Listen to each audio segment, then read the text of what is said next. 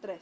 Desde la antigua Grecia se conocían los fenómenos magnéticos y eléctricos, pero no es hasta inicios del siglo XVII donde se comienza a realizar experimentos y a llegar a conclusiones científicas de estos fenómenos mediante científicos como Alessandro Volta y Benjamin Franklin, que entre otros estuvieron investigando estos dos fenómenos de manera separada y llegando a conclusiones coherentes con sus experimentos.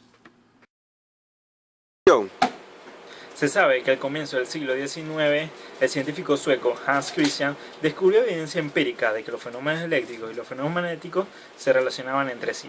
De ahí trabajos de físicos como Michael Faraday, Ampère, Ohm, Joseph Henry se unieron por James Maxwell en 1861, que usó una serie de ecuaciones para describir el fenómeno eléctrico y magnético como uno. Tal es el caso del fenómeno electromagnético. Las ondas electromagnéticas son ondas transversales en las que el campo eléctrico y el campo magnético son perpendiculares entre sí y a su vez perpendiculares a su dirección de propagación. No necesitan por tanto un soporte material para su propagación, haciéndolo incluso a través del vacío.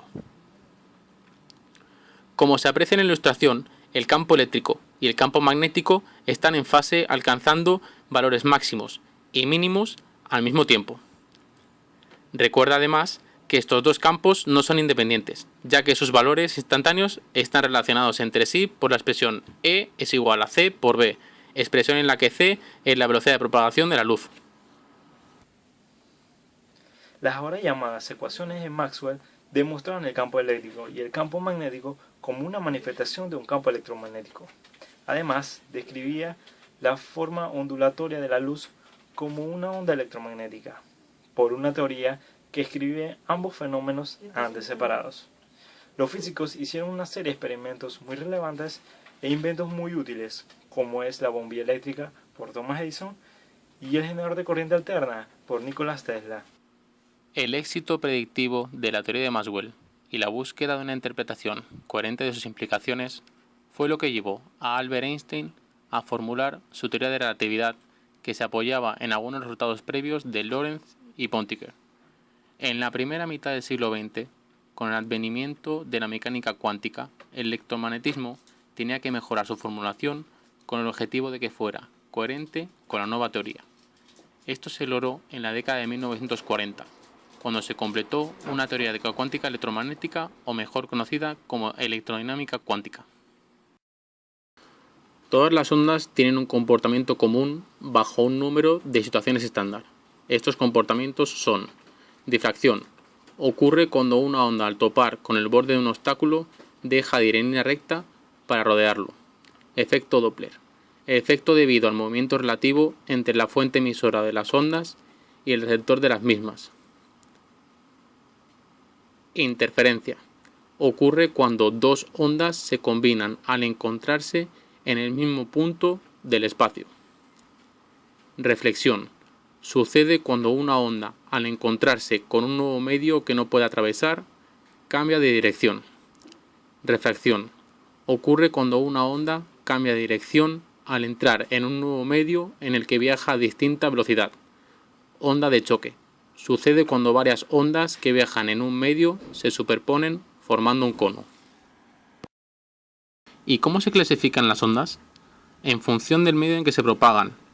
Ondas mecánicas. Las ondas mecánicas necesitan un medio elástico, ya sea sólido, líquido o gaseoso. Para propagarse oscilan alrededor de un punto fijo, por lo que no existe transporte neto de materia. Ondas electromagnéticas. Las ondas electromagnéticas se propagan por el espacio sin necesidad de un medio, por lo tanto pueden propagarse en el vacío.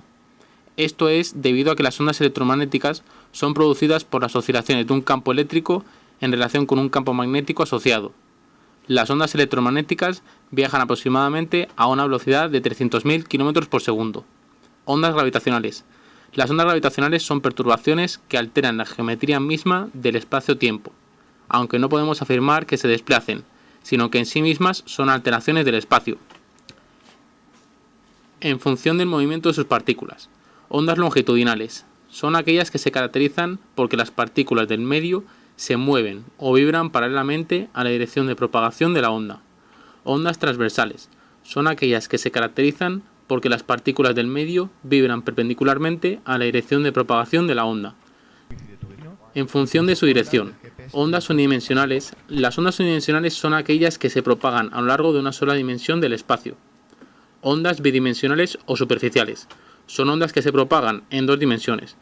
Pueden propagarse en cualquiera de las direcciones de una superficie. Por ello, se denominan también ondas superficiales. Ondas tridimensionales o esféricas. Son ondas que se propagan en tres dimensiones. Son ondas tridimensionales las ondas sonoras y las ondas electromagnéticas. Existen 7 tipos de ondas electromagnéticas, de las cuales podemos mencionar las ondas de radio. Son las de menor frecuencia según el espectro electromagnético. Ellas se utilizan para llevar señales a receptores que la traducen a información útil. Cualquier cosa que emita calor emite radiación. Por ende, muchos de los objetos naturales o artificiales producen ondas de radio. Tal es el caso como las estrellas, los planetas y los cuerpos cósmicos. Por otro lado, las estaciones de radio, de televisión y de compañía de telefonía celular transmiten señales de las cuales son recibidas por las antenas de televisión, de radio y de celular. Las tan conocidas microondas son las ondas de segunda menor frecuencia en el espectro electromagnético. A pesar de que las ondas de radio pueden llegar a medir hasta 1 milla de longitud, las microondas solo miden desde unos pocos centímetros hasta un pie, que más o menos equivale a 30 centímetros. Pueden llevar información a través de los obstáculos que interfieren con las ondas de radio. También son muy utilizadas para los radares, los teléfonos en línea y la transmisión de datos de computadora. Un ejemplo de esta onda es un microondas casero, que es un electrodoméstico usado en la cocina para calentar alimentos. Funciona mediante generación de ondas electromagnéticas. Los alimentos absorben la energía de los microondas en un proceso llamado calentamiento dieléctrico. La frecuencia de las ondas es aproximadamente de 2500 MHz o 2.5 GHz. Las ondas de radio en este rango tienen las propiedades de ser absorbidas por el agua, las grasas y los azúcares. Al ser absorbidas, las ondas se convierten directamente en movimiento molecular, que es precisamente la definición de calor.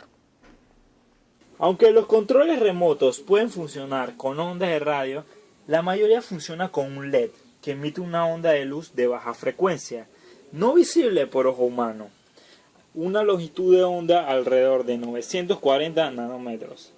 El LED emite radiaciones infrarrojas hacia un receptor sensible a estas radiaciones. El receptor es capaz de recibir e interpretar la información que contienen las ondas infrarrojas emitidas por el control remoto. La información se transmite a través de luz infrarroja codificada en código binario, interpretada por el procesador del aparato electrónico como 0 y luz discontinua larga interpretada como 1. Esas radiaciones infrarrojas no son visibles para el ojo humano, aunque pueden ser captadas por algunas cámaras digitales. ¿Pero por qué? Esto se debe a que los filtros de luz infrarrojas son espejos dieléctricos que permiten el paso de ciertas longitudes de onda, pero dependiendo de la calidad de estos son más o menos permisidos, y como la longitud de onda emitida por el control remoto es muy próxima a la longitud de onda visible, en las cámaras con filtros de menor calidad pueden captar las radiaciones emitidas por el control remoto. Las ondas de luz visible son radiaciones que se observan a simple vista. Las distintas frecuencias de ondas de luz visible son percibidas por las personas como los colores del arco iris. Las frecuencias van desde la más pequeña hasta la más alta, como el rojo y el violeta respectivamente. La fuente de luz más notable es, por supuesto, el sol. Los objetos se ven de distintos colores en función de qué longitudes de onda reflejan. Ondas ultravioleta. Las ondas ultravioletas tienen longitudes de onda incluso más cortas que la luz visible. Estas causan las quemaduras solares y pueden producir cáncer en los organismos vivos. Los procesos de alta temperatura que emiten los rayos ultravioleta pueden detectarse en el universo desde cualquier estrella en el cielo. Estos rayos se dividen en tres regiones. Los A de onda larga son los más cercanos a la luz visible. En su mayoría llegan a la superficie y no son tan dañinos como los otros dos. Sin embargo, los rayos B, de onda más corta que la anterior, es la radiación dañina que provoca las quemaduras en la piel. Afortunadamente, el 95% de estos rayos son absorbidos por la capa de ozono. Por último, las radiaciones ultravioleta C son aún más cortas y más dañinas que las B, y son casi totalmente disipadas por la atmósfera. Detectar los rayos ultravioleta ayuda a los astrónomos, por ejemplo, a aprender sobre la estructura de las galaxias mediante la ayuda del satélite Aura, que detecta la radiación ultravioleta para estudiar la química de la atmósfera. Rayos X. La denominación rayos X designa a una radiación electromagnética invisible, capaz de atravesar cuerpos opacos y de revelar películas fotográficas. Estos fueron descubiertos por el físico alemán Wilhelm Röntgen en 1895. Mientras realizaba otro experimento diferente, observó que al cubrir un tubo con un cartón negro para eliminar luz visible, se veía un débil resplandor amarillo verdoso proveniente de la pantalla. Al final, llegó a la conclusión de que los rayos creaban una radiación muy penetrante que atravesaba grandes espesores de papel e incluso metales poco densos. Los rayos X son ondas de mucha energía con longitudes de onda de entre 0,03 y 3 nanómetros, no mucho más grandes que un átomo. Las fuentes naturales de rayos X influyen en fenómenos cósmicos de enorme energía como los pulsares, las supernovas y los agujeros negros. Los rayos X, que se usan comúnmente en la tecnología de imágenes para visualizar las estructuras óseas en el cuerpo. Rayos gamma. Los rayos gamma son ondas electromagnéticas de mayor frecuencia, constituidas por fotones, producidos generalmente por elementos radioactivos. Son emitidos por los objetos cósmicos más energéticos como los pulsares, las estrellas de los neutrones, las supernovas y los agujeros negros. Las fuentes terrestres incluyen los relámpagos, que son resplandores muy potentes producidos por una descarga eléctrica. Aunque se creía hasta hace poco que iban de arriba a abajo, se ha demostrado que unos rayos salen de la superficie de la Tierra alcanzando alturas de hasta 80 kilómetros. Las explosiones nucleares se basan en provocar una reacción nuclear en cadena descontrolada, como las ocurridas en julio de 1945, durante el mandato de Harry Truman, cuando dos bombas nucleares tiradas sobre las poblaciones japonesas de Hiroshima y Nagasaki, de nombres Little Boy y Fat Man, dejaron tan impactados al imperio naciente que muy poco después declaró su rendición. El mundo estaba conmocionando ante tal arma de destrucción. A partir de aquí se siguió mejorando la bomba, haciéndola más potente y destructiva, mediante continuas pruebas en alta mar y desiertos, llegando a su momento más crítico en plena Guerra Fría, con John Fitzgerald Kennedy y Nikita Khrushchev como protagonistas durante la crisis de los misiles de Cuba. La fisión radiactiva, que es el proceso mediante el cual el núcleo pesado se divide en elementos más ligeros mediante el bombardeo de neutrones que al impactar en dicho material provocan la reacción. Para que esto suceda hace falta usar núcleos fisionables como el uranio 235 o el plutonio 239. Las longitudes de onda de los rayos gamma se miden a nivel subatómico y pueden de hecho pasar por los espacios vacíos de un átomo, como ocurre en el experimento del físico-químico neozelandés Ernest Rutherford, que se dedicó al estudio de las partículas radiactivas y logró clasificarlas en alfa, beta y gamma. Concluyó que la radiactividad iba acompañada por una desintegración de elementos, lo que le valió ganar el Premio Nobel de Química en 1909. Su experimento fue bombardear delgadas láminas de oro con partículas alfa que se detectaban mediante su proyección en una pantalla.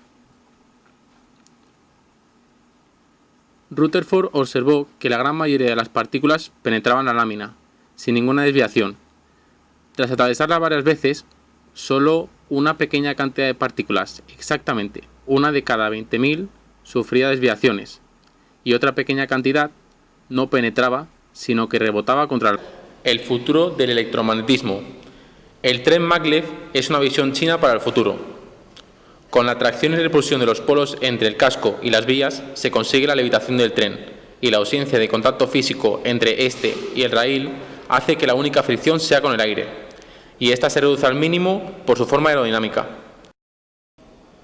Cuando el tren está flotando, unas bobinas eléctricas debajo de las vías se ponen en funcionamiento.